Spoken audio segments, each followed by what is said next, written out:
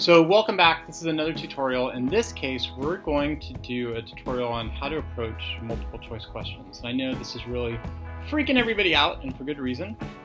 There is a reason why these types of multiple choice, remember this is a stimulus-based multiple choice question, so there's a reason why this kind of freaks people out, gets them a little bit worried, and here's why it's the case.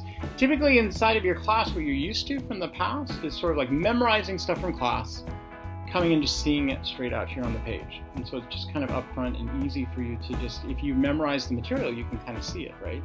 The problem with these types of questions is that it's not so simple. You have to do multi-layers thinking, what's called process of elimination. So when we approach these questions, we can't really just look for this issue of like, where's the right answer? In fact, the way they're set up, there are going to be 4 right answers to this question. I know, you're just like, how is that possible? There are going to be 3 that are what are called distractors, meaning that they are true to history, but they're somehow not connected to the passage or they're not connected to the question. And then there's going to be 1 answer that's not only true to history, but it's also connected to the passage and to the question. Okay, so we're going to take a look at this. I'm going to show you how to deal with that kind of a thing. And just one little warning really quick, it's going to seem like this process is pretty long. It's probably going to take us about 5-6 minutes to go through, and you're like, I don't have time for that, Zucker. I got to get through this in like a minute, right? There's some good news about this. I think it's really going to make your time more efficient, and I'll explain that once I've done. So let's start off here. This is the question that we're given, right? Looks like a pretty long question, pretty difficult to deal with. What I'm going to do is I'm going to go up to my computer here, and I've got this thing called WebPaint. It's an extension. Pretty cool for my computer, and so this is going to help us out in doing some writing on the computer. So what I want to do is I'm going to come down to this question, and I'm going to read it over looking for the historical thinking skill. So in this particular case, which of the following best explains the long-term historical significance? Okay, right there is my historical thinking skill. Okay, so what is that particular historical thinking skill? Okay, let me change up some colors here to make this really clear for you guys. So what I'm going to do is I'm going to come down here, and you know, when I look at this particular historical thinking skill, what I see here really is cause and effect. So I see cause and effect. And what I'm looking for here now is I'm going to try and see, okay, in the passage, what is the issue of cause and effect in this particular case? Now, the next place I want to go to is I want to go over to the source. Okay, so I'm going to change up the colors again just to make this as clear as possible for you guys. And when I get to the source, okay, this guy, Tadao Yanahira, I don't know who that is. And you're going to find in your class, there's no way your teacher can predict all the different sources that are out there. It's not possible to know that. So that's not going to help me, but here's what does help me. Number 1, this is a Japanese economist, and number 2, this is kind of important, he's talking about the problems of Japanese administration in Korea. What's even more important to me is the year, 1938, because that tells me a lot. So now all of a sudden I know a lot of stuff from class that I learned about. It's going to be really important in helping me to answer this question. How so? Because I know in 1938 the following things are happening. So in 1938, there's expansion, right? We know that there's that co-prosperity zone, okay?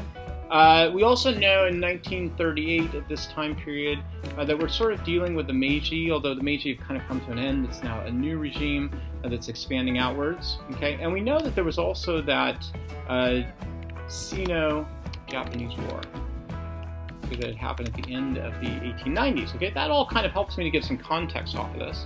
Okay, so the next thing I want to do is I want to go up to the reading itself. Okay, so I'm going to go up to the reading, and again, change my colors here, make this as clear as possible for you guys. So what I want to do is speed reading. Now when I do speed reading, just a reminder, I'm going to read the first sentence up here and the last down here. Why? Because this is probably where the main ideas are going to be.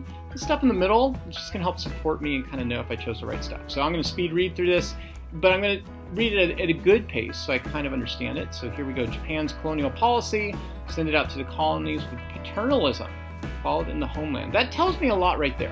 All these words right here are really important because that tells me that this passage is really about that time period when Japan was going out and conquering areas, and it really saw itself as superior. I'm even going to remember that, you know, that was a time period of that notion of like social Darwinism, okay, and of racial superiority. Okay, so I've got those things. Now what I'm going to do is I'm going to come down here and read this last section here.